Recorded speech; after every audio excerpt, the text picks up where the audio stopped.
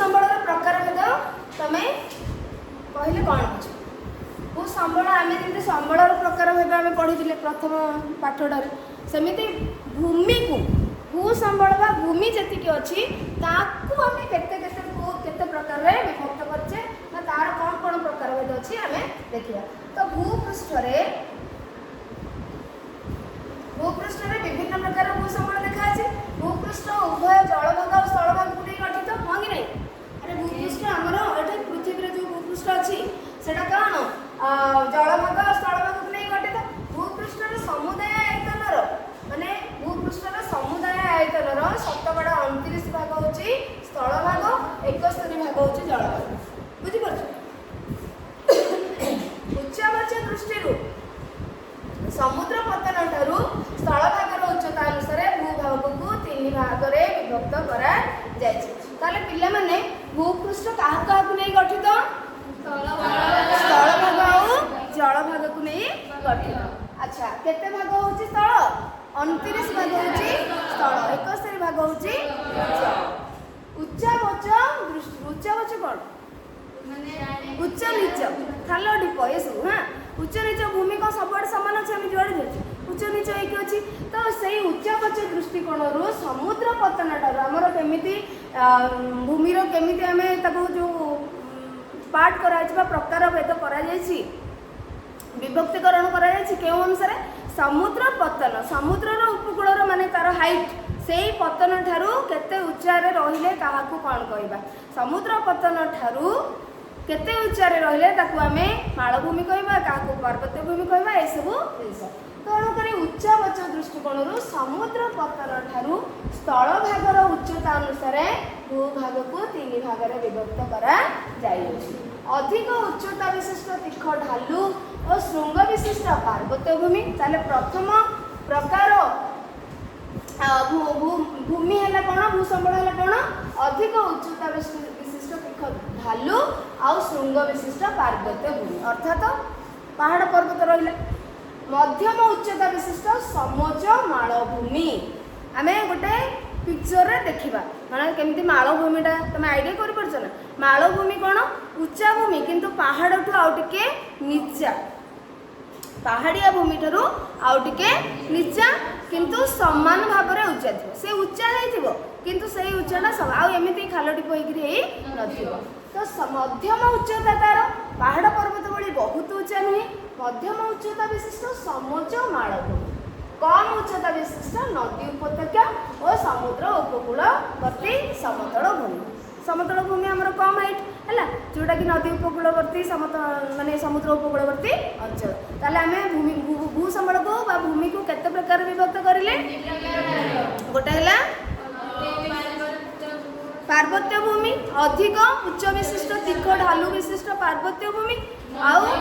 मध्यम उच्चता विशिष्ट समोच्च मालभूमि आउ होची समतल भूमि कम उच्चता विशिष्ट समतल भूमि समुद्र उपकूलवर्ती अंचल। तो यह व्यतीत आउ कौन समुद्र जेहेतु भूपृष्ठ जलभाग को लेकिन गठित समुद्र जाऊँगी ह्रद जाऊँगी द्वीप अंतर्भुक्त होती मुख्यतः आम 3 भाग में विभक्त कर। भारत समुदाय भूसंबल आयतन केते समुदाय भूसंबल आयतन मन रखो पिला माने केमती किलोमीटर ये सब जिस माने जो आमर दूरत्व कौटी रोचे आयतन कौटी रोचे है भारतर समुदाय भूसंबल आयतन हूँ 32,87,000 वर्ग किलोमीटर यार प्राय 43 भाग हूँ समतल भूमि। ताहले जदि आमर भारतर यहाँ पृथ्वी है भारतर समुदाय जी आम भारत जी पर्यटन व्याप्त होती तार भूसंबल आयतन हूँ 32,87,000 वर्ग किलोमीटर एवं यार प्राय 43 भाग हूँ समतल भूमि अर्थात जदि आम पूराटा को 100 धरवा ना 43% है समतल भूमि 30 भाग है पार्वत्य भूमि 27 हूँ मालभूमि बुझीपार मन रख 43 भाग हूँ समतल भूमि आउ 30 भाग हूँ पार्वत्य भूमि 27% होची मालभूमि ताले सबुठु अधिक किए अछि समतल भूमि तापर टिके कम होची पार्वत्य भूमि सबठारु कम होची मालभूमि गंगा और ब्रह्मपुत्र नदीर समतल भूमि ताले समतल भूमि कोठी कोठी अछि देखो गंगा और ब्रह्मपुत्र नदीर समतल भूमि पूर्व पश्चिमस्थ समुद्र उपकूलवर्ती समतल भूमि छोटनागपुर मालभूमि काखीनाथ मालभूमि मालक मालभूमि एगुड़ा सब नवम तुमको पढ़े मैडम आउ तुमको मैप भी देखते रेवा मालभूमि इत्यादि मालभूमि एवं हिमालय विंध्य आरावली पूर्व पश्चिम घाट इत्यादि पार्वत्य भूमि विभिन्न प्रकार भूसंबलर उदाहरण बुझिपार तो ये आमर पार्वत्य भूमि मालभूमि समतल भूमि तीनटा को कौटी कौटी मेनली माने पूरा को एरिया से आमर ये देखा गला लिखाई से मन रखिए समतल भूमि कृषि शिल्प जनबसति इत्यादि सुविधा जोगी था समतल भूमि आमको कौ सुविधा जोगी थाए से चाषबास कर बसबास कर जनबसति घर द्वार करके रही था शिल्प अनुष्ठान होता है सब विभिन्न प्रकार अनुष्ठान इंडस्ट्रीज फैक्ट्रीज होता है पार्वत्य भूमि जल उत्स पर्यटन पारिवेशिक संतुलन इत्यादि कार्य साधन करी थाए पार्वत्य भूमि कई कार्य आसी था भूमिर पहाड़ सब झरणा आसो ना तो जलर उत्स से आरंभ होता है जल सोर्स एवं पर्यटन विभिन्न प्रकार पहाड़ पर्वत को लोक मैंने बुलवाक जाती टूरिस्ट जाती तो पर्यटन स्थली आमको कौन दे था रोजगार माने इनकम दे था देश को पारिवेशिक संतुलन रक्षा करी थाए कहीं विभिन्न प्रकार गछलता जीवजंतु शीघ्र होता तो परिवेश संतुलन आसी था सबू प्रकार जीवजंतु गछलता जिते ठीक परिमाण रुहति से परिवेश संतुलन रही था मालभूमि गुड़िक कौन थाए खनिज संबल कोयला अरण्य वन्यप्राणी प्रभृति विभिन्न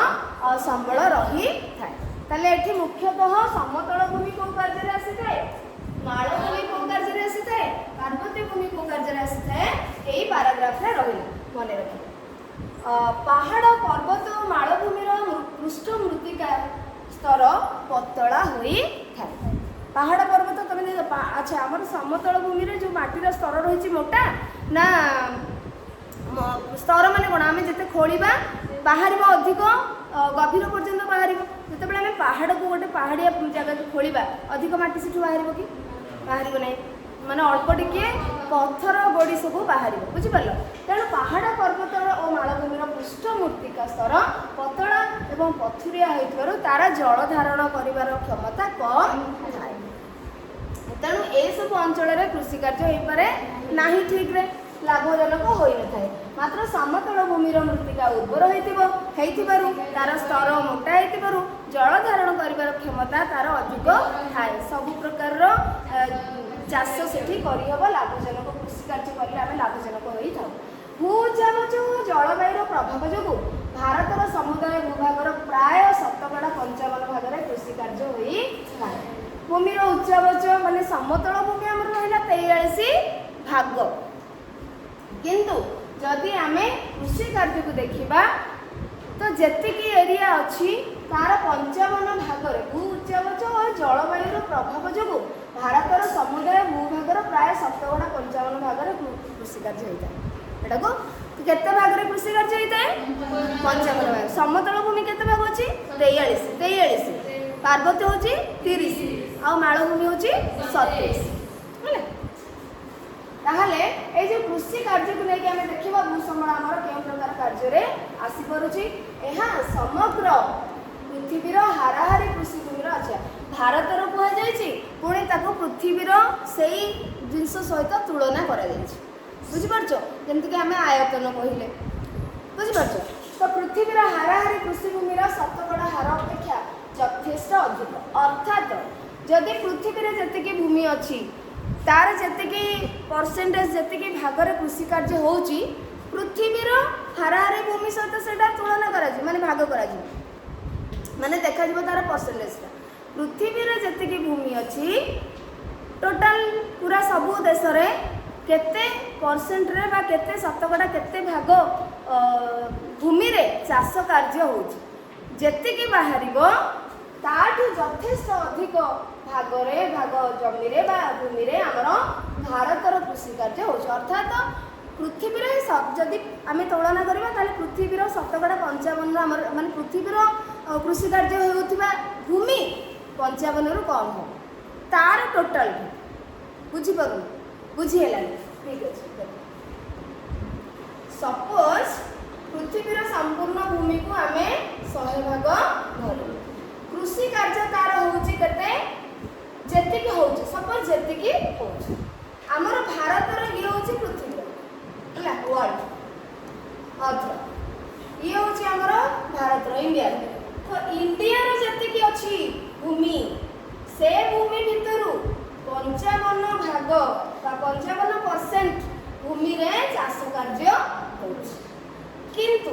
पृथ्वी को जदि 100 धरिबा पूरा पृथ्वी तो सब देशर मिसे जीव तो सब देशर मिसे कि जेतरा हम भाग करछे सेटा पृथ्वीर संपूर्ण भूमि ठारू चाष कार्य होउथिबार भूमि आ आम भारतर जो चाष कार्य होउछि ता अनुसार तार टोटल भूमिर तुलना अनुसार जो 55% होउछि पृथ्वी रे जो तार चाष होउछि से कृषि कार्य होउथबा जागा आर परसेंटेज कम अर्थात या अनुसार मैं सपोज या अनुसार हमर बाहर 45 समथिंग बाहर एग्जैक्ट डाटा मो पास नहीं कि सपोज 45% कि 50% बाहर अर्थात पृथ्वी को टोटल 100 धरिले तार भूमि को सेथिरे कृषि कार्य होछि केते 50 भाग भूमि रे किंतु आमे जदि भारत को धरिबा 100 ताले भारतर भूमिर 55 भाग रे कृषि कार्य होछि बुझि परलो पृथ्वीर टोटल जमी भूमि जेतिकी अछि सेथिरे 50 भाग रे कृषि कार्य होइथिला बेले सपोज माने एटा एक्जेक्ट डाटा न 50 भाग रे कृषि कार्य होइथिला बेले भारतर टोटल भूमि जेतिकी अछि तारी 55 भाग रे कृषि कार्य होछि तेणु जेतबेला हम पृथ्वीर ये माने पृथ्वीर कृषि कार्य होइथिबा भूमि और भारतर कृषि कार्य होइथिबा भूमिर परसेंटेज को तुलना करिजे भारतर यथेष्ट अधिक रहउछि सेटा ही तमर एटी कुआ जायछि बुझि परछ पृथ्वीर हाराहारी कृषि भूमिर शतकड़ा हार अपेक्षा पृथ्वीर ना एबे भी बुझि परलन बुझिला तो शुभश्री ठीक अछि पृथ्वीर हाराहारी कृषि भूमिर शतकड़ा हार अपेक्षा यथेष्ट अधिक हम भारत तो पृथ्वी रे यह 17 एठी देइछि पिला मन पढि नै पृथ्वी रे यह प्राय शतकड़ा 11 भाग पृथ्वी रे यह शतकड़ा प्राय 11 भाग बुझि परलो कोटा 11 भाग माने हमर ना नै हम भारत रो जो 55 भागटा सेटा पृथ्वी रे हमर 11 भाग रहउछि माने हमर अवदान होछि 11% 100 रु पृथ्वी रो सब देश रे मिसिक रे जत्ते की माने रहउछि ता भितर हमें 11% रहउछि बुझि परलो भारत वर्तमान आम देखिए तापर देखिए भारत में भू व्यवहार कौन रही।